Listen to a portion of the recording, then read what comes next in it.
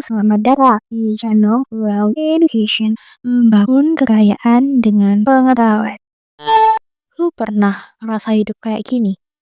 Lahir dari keluarga biasa, gak punya koneksi, gak punya warisan. Bahkan buat makan aja harus mikir keras, apalagi buat punya mimpi.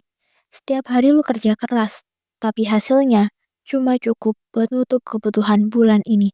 Punya impian besar, ada, tapi kayaknya mustahil kesampaian. Kenapa? Karena lu mikir, kok siapa sih? Gak ada yang kenal, gak punya apa-apa. Gimana mau sukses? Kalau lu pernah ngerasain itu, selamat, lu gak sendirian. Dan lebih dari itu, lu ternyata satu jalur sama mereka. Siapa mereka? Para miliarder ini, yang hari ini kekayaannya puluhan, bahkan ratusan triliun. Juga pernah di titik lu sekarang.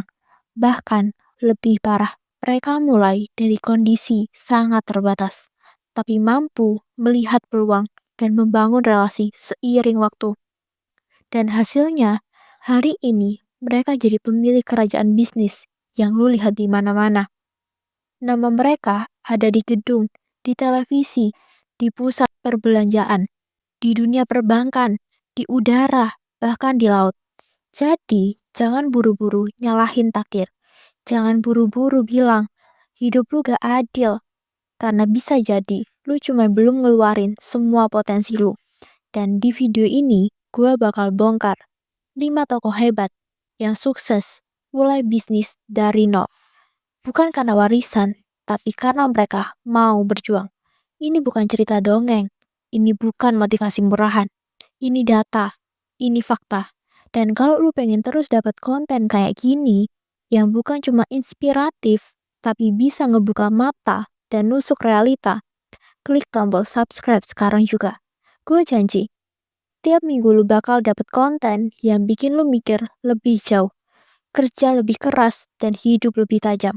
Subscribe sekarang, gratis, tapi bisa jadi titik balik hidup lu. Yuk, kita mulai. Ini dia, 5 sosok perintis yang sukses dari nol. Disclaimer, konten ini untuk tujuan inspirasi dan edukasi, bukan nasihat finansial atau profesional. Konsultasikan dengan ahli untuk keputusan bisnis. Khairul Tanjung. Lo pasti kenal sama nama Trans TV, Trans 7, Transmart, Bank Mega, bahkan CNN Indonesia dan Detik.com. Nah, itu semua ada di bawah satu payung besar. Dan sosok di balik kerajaan bisnis segede itu bukan anak konglomerat. Dia lahir bukan dari keluarga pemilik tanah, bukan juga dari keluarga penjabat, tapi justru dari keluarga yang bangkrut. Namanya Khairul Tanjung. Lahir di Jakarta. Anaknya wartawan idealis yang karena terlalu vokal malah dibrandel di era Orde Baru. Akibatnya, bapaknya dipecat, penghasilan keluarga langsung hilang. Khairul bilang sendiri dalam buku autobiografinya, dia dan keluarganya harus pindah dari rumah besar ke gang sempit. Dari hidup nyaman ke hidup pas-pasan, tapi nggak nyalahin keadaan. Pas kuliah di Fakultas Kedokteran Gigi UI, dia sadar, kalau gua cuma ngandelin kuliah doang, gua nggak akan bisa bantu keluarga. Akhirnya, dia jualan buku kuliah, kaos, sampai alat kedokteran buat teman-teman kampusnya. Mulai dari modal kecil, sampai akhirnya dia bikin toko alat kedokteran sendiri. Dari situ, dia berkembang ke bisnis komputer, kemudian properti, sampai akhirnya masuk ke dunia media dan keuangan. Tahun 2001, Khairul Tanjung bikin gebrakan. Dia ambil alih Bank Karman, yang kemudian berubah jadi Bank Mega. Lalu di tahun 2006, dia mulai melebarkan sayap ke industri media dengan mengambil alih Trans TV, kemudian Trans 7. Dari situ dia bangun, dan sekarang punya Transmart, Trans Studio, Bank Mega, CNN Indonesia, dan Detik.com. Dan gak cuma itu, Khairul juga punya Trans Property yang pegang hotel-hotel mewah, dan semua itu dia mulai dari jualan buku kampus. Gak ada yang nunjuk jalan, gak ada yang modal warisan, Cuman ada insting dagang, mental tahan banting, dan mimpi gede. Lu tahu nggak, Khairul pernah bilang, saya ini bukan orang pintar, tapi saya tahan banting. Saya bisa jatuh, tapi saya nggak akan tinggal di bawah. Dan itu bukan omong kosong.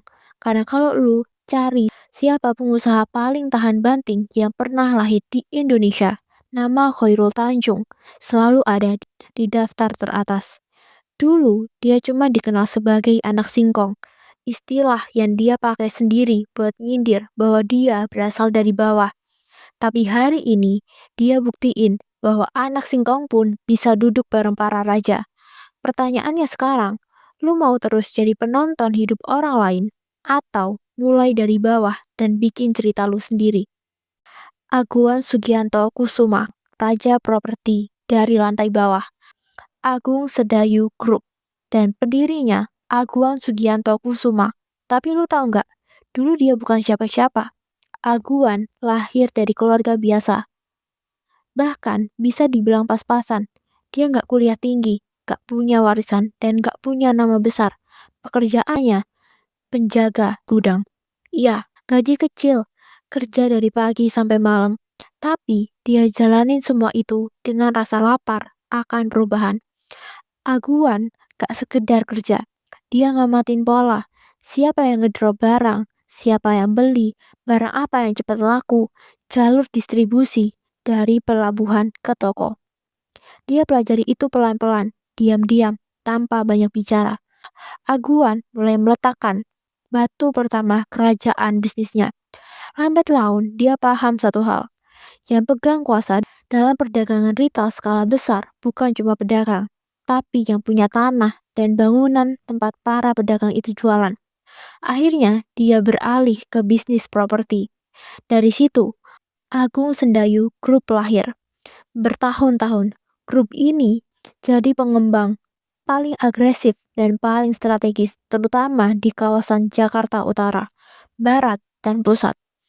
Menurut data dari berbagai sumber, Agung Sedayu Group adalah salah satu pengembang terbesar Indonesia, memiliki proyek senilai triliunan rupiah, tersebar di lokasi-lokasi paling strategis. Aguan bukan tokoh yang suka tampil. Lu jarang lihat dia di TV, jarang tampil di media, gak banyak wawancara. Dia main di belakang layar, tanpa pengaruh luar biasa. Banyak orang bilang, kalau lu pengen sukses, minimal S1, harus pintar ngomong, harus networking tinggi. Tapi Aguan buktiin satu hal, lu gak butuh gelar buat jadi pemain besar di dunia bisnis. Lu cuma butuh kepekaan, kerja keras, dan kesabaran. Prajogo Pangestu, Raja Energi. Kalau ada orang yang pantas disebut raja tanpa mahkota di industri energi Indonesia, nama Prajogo Pangestu. Tapi cerita hidupnya gak glamor, gak diliput sejak muda, gak viral karena sensasi. Tapi diam-diam bangun kerajaan bisnis yang nilainya lebih dari setengah kuadriliun rupiah. Lahir di Kalimantan Barat pada tahun 1944. Prajogo bukan berasal dari keluarga elit, dan itu pun di tengah kondisi ekonomi Indonesia yang masih kacau pasca kemerdekaan. Sekolahnya pun gak mulus, dia bahkan gak sempat nyicipin bangku kuliah. Gak ada uang, gak ada jalur cepat, gak ada orang dalam. Jalan satu-satunya terjun langsung ke lapangan. Dia belajar langsung gimana cara ngatur pasokan, kenal jenis-jenis kayu, ngerti harga pasar, dan yang paling penting, belajar seni bernegosiasi. Dan titik baliknya datang bukan karena keberuntungan, tapi karena kepercayaan. 1970-an, dia dapat kesempatan kerja di sebuah PT. Di situ, dia dapat ilmu, jaringan, dan pengalaman bisnis kelas berat. Tapi, dia gak berhenti jadi karyawan. Prajogo mulai ambil langkah besar, beli perusahaan kayu kecil. Dari sinilah cikal bakal Barito Pacific Group terbentuk. Tapi, dia gak cuman mau main di sektor kayu. Dia melihat jauh ke depan, bahwa masa depan ada di energi dan petrokimia. Dia mulai diversifikasi, dan hasilnya, hari ini, Barito Pacific Group bukan cuma bergerak di sektor kehutanan, Mereka punya lini bisnis besar di petrokimia, energi, infrastruktur, dan industri berat. Tanpa gelar, tanpa warisan, tanpa privilege.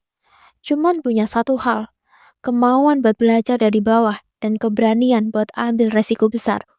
Prajogo jarang tampil di media, tapi diam-diam dia adalah tulang punggung industri energi dan petrokimia Indonesia.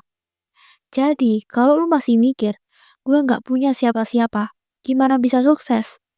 Lihat aja jejak Prajogo. Dato Sri Tahir. Di dunia yang penuh kompetisi dan ketimpangan pendidikan sering dianggap sebagai tiket utama menuju sukses. Tapi gimana kalau bahkan buat kuliah aja lu gak mampu bayar? Itulah yang dialami Dato Sri Tahir, salah satu pengusaha dan filantropis paling dihormati dari Indonesia. Tahir lahir di Surabaya tahun 1952 dari keluarga yang ekonominya sangat terbatas. Bapaknya adalah tukang becak yang kemudian banting setir jadi penjual becak. Bukan konglomerat, bukan pejabat, cuman rakyat kecil yang hidup dari usaha keras. Waktu muda, Tahir sempat kuliah di salah satu universitas di Filipina. Tapi belum lama kuliah, dia harus drop out karena gak sanggup bayar uang kuliah. Bayangin ini, lu udah punya mimpi, udah berjuang jauh ke luar negeri. Tapi semua harus kandas karena satu hal, gak punya uang. Kebanyakan orang di posisi itu mungkin akan nyerah. Tapi Tahir balik ke Indonesia dengan rasa lapar untuk sukses yang makin membara. Dia mulai bisnis jual beli alat kesehatan. Bukan bisnis yang populer, bukan yang glamor. Tapi dia jeli melihat kebutuhan rumah sakit dan klinik yang terus berkembang. Dari situ bisnisnya berkembang pesat. Dia mendirikan Maya Pada Group yang sekarang merambah ke banyak sektor, perbankan, properti, kesehatan, bahkan media. Dari pencapaian finansialnya yang luar biasa dari Tahir adalah dia gak pernah lupa masa lalunya. Dia tahu rasanya gak bisa sekolah karena miskin. Makanya sampai hari ini Tahir dikenal sebagai salah satu filantropis terbesar asal Asia. Beberapa kontribusi sosialnya aktif dalam bantuan bencana, termasuk pandemi, dengan menyalurkan bantuan alat kesehatan dan logistik medis, memberikan beasiswa untuk ribuan pelajar Indonesia berprestasi yang kurang mampu. Lu tahu apa kata beliau? Saya tidak kaya karena saya hebat. Saya kaya karena saya tahu rasanya hidup susah. Dan saya tidak ingin orang lain mengalami hal yang sama. Dato Sri Tahir. Dia gak cuman kaya harta, tapi juga kaya makna. Dan itu lahir dari rasa sakit saat dia harus drop out kuliah. Jadi, kalau lu pernah ngerasa hidup gak adil, lu lahir miskin karena lu gak bisa kuliah. Ingat, itu juga pernah dialami Dato Sri Tahir. Tapi, dia gak jadiin itu alasan buat berhenti. Dia jadiin itu buat bahan bakar buat terbang lebih tinggi. Dan sekarang, dia bukan cuma pengusaha sukses, tapi juga simbol harapan bahwa orang kecil pun bisa berdiri di panggung dunia. Susi Pujiastuti. Kalau kamu pernah dengar nama Susi Pujiastuti, kamu mungkin langsung ingat dua hal, keberaniannya dan gaya nyentriknya. Mantan Menteri Kelautan dan Perikanan ini bukan politisi biasa. Dia bukan dari jalur partai, bukan juga lulusan luar negeri. Bahkan, dia gak tamat SMA. Ya, kamu gak salah dengar. Susi lahir di Pangandaran, Jawa Barat. Di Susi punya jalan sendiri. Dia putus sekolah saat masih SMA. Alasannya, karena dia merasa sekolah tidak cocok dengan semangat dan pikirannya yang maju lebih cepat dari sistem. Tapi hidup gak langsung ramah ke dia. Susi mulai jualan ikan di pasar, sendiri, dianggap sebelah mata, bahkan dicemooh karena latar belakang pendidikannya. Tapi yang gak dilihat orang-orang adalah Susi punya keberanian dan insting bisnis tajam. Dari pasar ke landasan pacu. Setelah sukses sebagai pengepul dan eksportir ikan dari Pangandaran, Susi melihat satu masalah besar, logistik. Pengiriman ikan segar di luar negeri butuh waktu cepat, tapi akses dari daerah terpencil sulit dan lambat. Solusinya, beli pesawat sendiri. Tahun 2004, Susi nekat beli pesawat seharga sekitar 20 miliar. Semua orang bilang itu ide gila. Siapa pula pedagang ikan yang beli pesawat? Tapi inilah titik balik yang bikin namanya meledak. Lahir dari keputusan nekat itu. Awalnya hanya untuk angkutan ekspor, tapi seiring waktu berkembang jadi maskapai yang melayani rute-rute terpencil Indonesia. Dari Papua, Aceh, Kalimantan, sampai Nusa Tenggara. Tempat yang gak dilirik maskapai besar. Hari ini punya lebih dari 50 pesawat ringan dan dikenal sebagai maskapai perintis yang tangguh di medan ekstrim. Dari pengusaha jadi menteri, publik dikejutkan ketika Presiden Jokowi mengangkat Susi jadi Menteri Kelautan dan Perikanan. Kenapa mengejutkan? Karena dia gak punya gelar sarjana. Penampilannya gak biasa untuk dunia politik. Tato, suka nyeker, tapi dia punya rekam jejak nyata sebagai pelaku industri perikanan dan penerbangan di wilayah yang terpinggirkan. Sebagai menteri, kebijakan Susi keras dan tegas.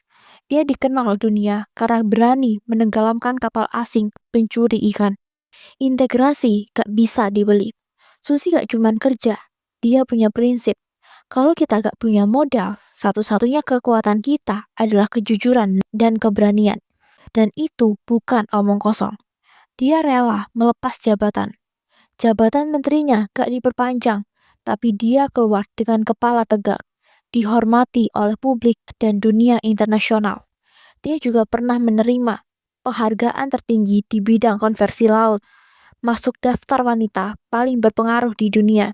Dari Pangandaran ke dunia internasional, Susi Pujiastuti adalah bukti hidup bahwa gelar bukan segalanya. Dia gak punya ijazah SMA, tapi punya keberanian untuk mengambil keputusan besar. Beda sendiri dan keras kepala. Tapi justru itu yang bikin dia berhasil. Dia pernah bilang, kamu boleh miskin, kamu boleh gak punya gelar, tapi kamu gak boleh curang. Hari ini, Susi tetap aktif sebagai pengusaha dan aktivis lingkungan laut. Dia terus suarakan pentingnya jaga laut Indonesia, lawan korupsi, transparansi dalam tata kelola sumber daya alam. Gak semua pahlawan pakai jas dan dasi. Ada juga yang pakai sandal, baju sederhana, dan berani tenggelamkan kapal ilegal. Dan dia adalah Susi Pujiastuti. Lu masih mikir, gimana mau sukses? Hidup gue aja berantakan. Gue gak punya modal. Gue gak punya koneksi. Gue bukan siapa-siapa. Kabar buruknya, mereka juga. Bahkan mungkin lebih parah. Tapi kabar baiknya, mereka gak nyerah. Mereka gak nunggu kaya dulu baru mulai. Gak nunggu dikenal dulu baru berani. Mereka mulai dari kondisi sulit supaya punya daya juang dan kecerdasan membaca peluang. Ada dua hal yang mereka punya. Kemauan kuat, terus belajar, keberanian buat kerja keras, bahkan waktu gak ada yang percaya. Dan itu cukup buat mengubah hidup mereka. Gue pamit, gue percaya lu punya potensi. Tinggal lu mau bangun hari ini atau terus tidur sama mimpi lu. Sampai ketemu di video berikutnya. Salam semangat dan mulai aja dulu.